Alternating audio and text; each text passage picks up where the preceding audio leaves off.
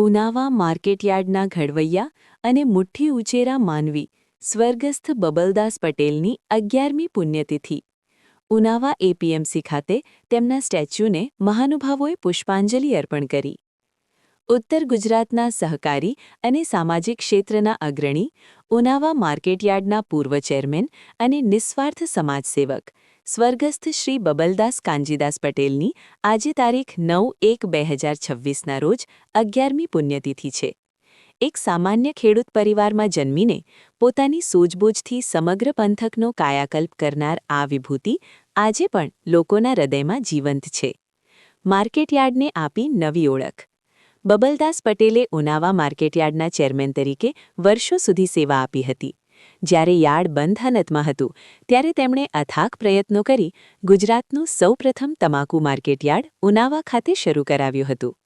ત્યારબાદ કપાસનું ખરીદ વેચાણ, કોટન જીનિંગ મિલ, કોલ્ડ સ્ટોરેજ અને આધુનિક ગોડાઉન જેવી સુવિધાઓ ઊભી કરી માર્કેટયાર્ડને ધમધમતું કર્યું હતું.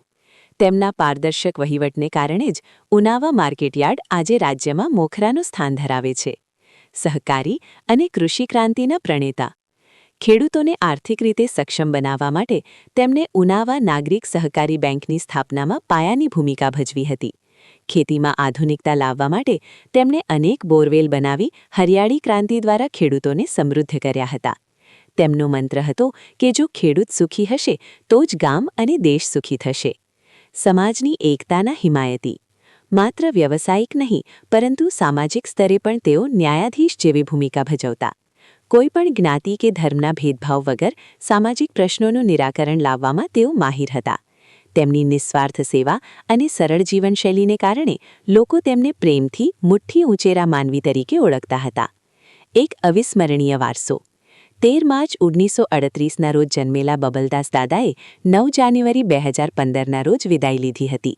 આજે તેમની 11મી પુણ્યતિથિએ તેમનો પરિવાર અને ઉનાવા પંથકના ગ્રામજનો તેમને ભીની આંખે યાદ કરી રહ્યા છે. વતન પ્રેમ અને રાષ્ટ્રપ્રેમનો જે દીવો તેમણે પ્રગટાવ્યો હતો તેની સુવાસ આજે પણ તેમના કાર્યો દ્વારા પ્રસરી રહી છે.